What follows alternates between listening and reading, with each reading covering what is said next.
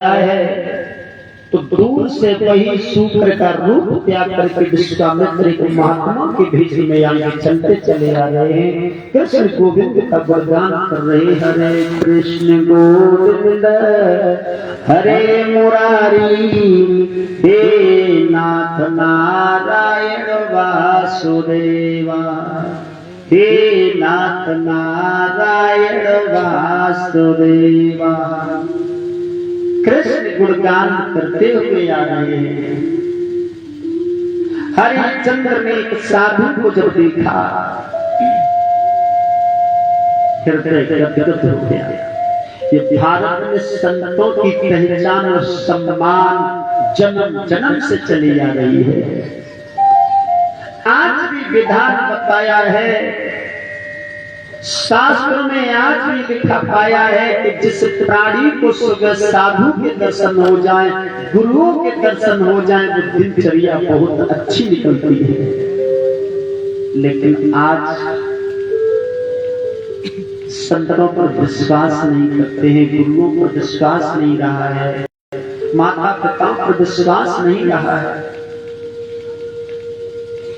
साधु की सेवा में यदि प्राणी एक कदम आगे बढ़ाता है तो 1 करोड़ यज्ञ का फल प्राप्त होता है। ये शास्त्र गवाह है। संत मिलन ऊंचालियो तज माया अभिमान और जो जो गया में धरे वो कोट ने यज्ञ समान। साधु के तरफ सेवा में यदि 1 कदम तुमने श्रद्धा भाव से बढ़ाया तो 1 कदम भी 1 करोड़ यज्ञ के बराबर माना जाता है। इतना पुण्य मिलता है। साधु की दुआ हमेशा फलती फूलती रहती है। अपने से बड़ों की दुआएं हमेशा फलती फूलती रहती है लोगों।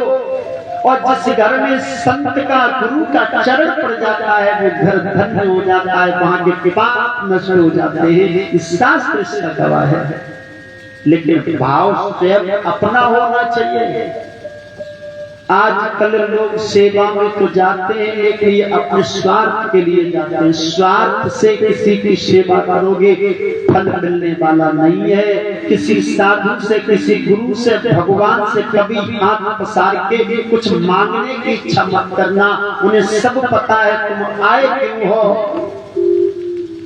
अब तुम अपनी तरफ से अपनी सेवा की कीमत रख देते हो तो लोगों इसका कुछ फल मिलता नहीं है।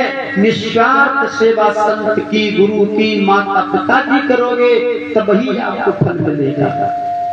और आप साधु से, सन्यासी से, भगवान से मांगोगे औकात हमारी तुम्हारी कितनी है मांगने की? ज्यादा से ज्यादा 10 लाख 20 लाख।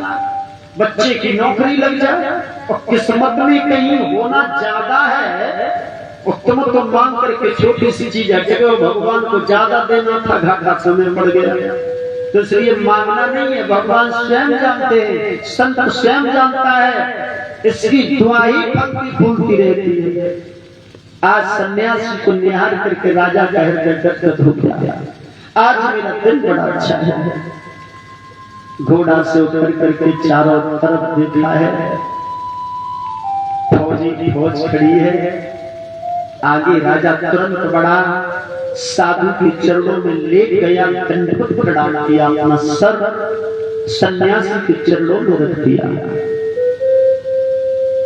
पूछा है भगवान कहाँ जा रहे हैं? विश्वामित्र महात्मा ने कहा हरिश्चंद्र नाम का एक राजा इस अवध में रहता है, मैं वहां जा रहा हूँ। हरिश्चंद्र हाँ। क्यों जा रहे हैं भगवान?